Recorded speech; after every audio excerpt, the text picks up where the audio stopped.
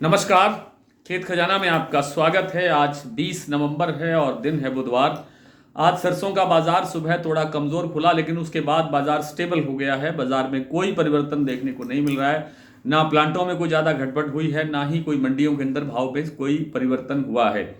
विस्तार से बात करें उससे पहले आपसे वही विनम्र निवेदन, यदि आप इस चैनल पर पहली बार हैं तो इसे सब्सक्राइब कर लीजिए। सब्सक्राइब करने के साथ साथ बेल आइकॉन को जरूर प्रेस कीजिए ताकि वीडियो अपलोड होते ही सबसे पहले आप तक पहुंचे। आप इसे लाइक और शेयर कर ही रहे हैं, इसके लिए आपका बहुत बहुत आभार। आप हमारा डेली बुलेटिन जो व्हाट्सएप पर मिलता है उसकी भी आप सदस्यता ले सकते हैं। आज सबसे बड़ी खबर तो यह है कि नवंबर के महीने में, यानी नवंबर के पहले 15 दिनों के अंदर जो देश का खाद्य तेलों का जो स्टॉक है, जो आयातित होता है, जो विदेशों से तेल आता है, उसका जो स्टॉक है लगभग 50% बढ़ गया है। और ये 50% वृद्धि जो है वो आगे खाद्य तेलों के बाजार पर दबाव बना सकती है। लेकिन ये स्थितियां निर्भर करेगी कि विदेशी तेलों का बाजार किस ढंग से व्यवहार करता है, कैसे तेजी मंदी दर्शाता है, ये सब उस पर निर्भर करेगा। जरूरी नहीं है कि स्टॉक ज़्यादा हो तो बाजार डाउन ही जाएगा, स्टॉक कम हो तो बाजार तेज रहेगा, ऐसा नहीं होता।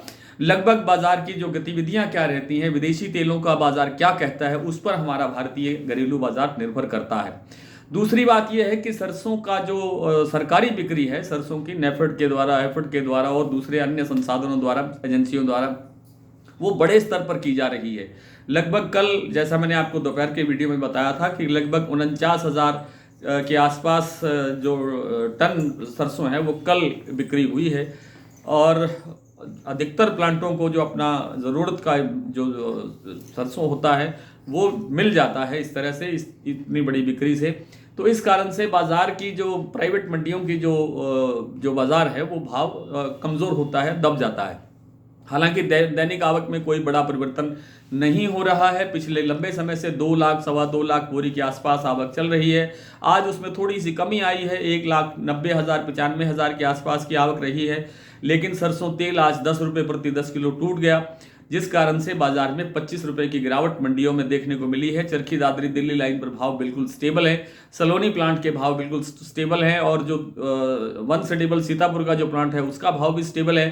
केवल गोयल कोटा का जो प्लांट है वहां पर 50 रुपये की गिरावट दर्ज हुई है। अडानी के अलवर और बूंदी प्लांट में भी 50 रुपये बाजार कमजोर हुआ है, जबकि शारदा और आगरा के जो प्लांट हैं उनमें बाजार स्टेबल है। तो कुल मिलाकर के बाजार में कोई ज़्यादा बड़ी गिरावट नहीं है और ज़्यादा बड़ी तेजी की फिलहाल संभावना नहीं है। लेकिन जैसे जैसे आगे सरसों बिजाई की तस्वीर साफ होती जाएगी, 30 नवंबर के आसपास बिल्कुल क्लियर हो जाएगा कि बिजाई कैसी हो रही है। आप सब देख रहे हैं, आप सब जान रहे हैं, और आप सब हमें भी सूचना दे रहे हैं कि किस तरह की बिजाई आपके इलाके में हो रही है। आप इस भली भांति जानते हैं कि सरसों की बिजाई बड़े स्तर पर घट सकती है। तो आगे अवेलेबिलिटी का, आपूर्ति का, सप्लाई का संकट बढ़ेगा, और विदेशी तेलों की जो चाल है वो कुछ ना कुछ सुधार की तरफ रहने की संभावना है, जिससे बाजार में बड़े मंदे की संभावना नहीं लगती है। तो आइए कुछ प्लांटों के और कुछ मंडियों के भाव देख लेते हैं। जैसे मैंने आपके सामने जिक्र किया कि आज भरतपुर मंडी का भाव 6335 रुपये खुला, जो कल से 66 रुपये कमजोर है। जयपुर 6725 रुपये, जो कल से 25 रुपये घटा है। दिल्ली 6525 पर स्टेबल है। चरखी दादरी 6500, अलवर 6350, बरवाला 6200, हिसार 6000, गोयलकोटा 6450, मुरैना मंडी 6050, ग्वालियर 6300, खैरथल 6325, टोंक मंडी 6330, निवई मंडी 6350, सिवानी 6100, खेरली मंडी 6415, नडभई मंडी 6335।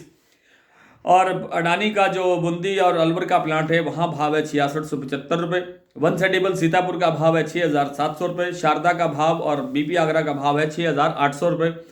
गोयलकोटा का भाव है 6450 रुपये। और हिंडौन मंडी का भाव है 6375 रुपये। गंगापुर सिटी 6385, नडभई 6335, खेरली मंडी 6415, निवई मंडी 6300, और टोंक मंडी का भाव है 6280। निवई मंडी का भाव फिर से नोट करें 6300 रुपये, और टोंक मंडी का भाव है 6280 रुपये। आज इतना ही, कल आपसे फिर मुलाकात होगी, तब तक के लिए नमस्कार।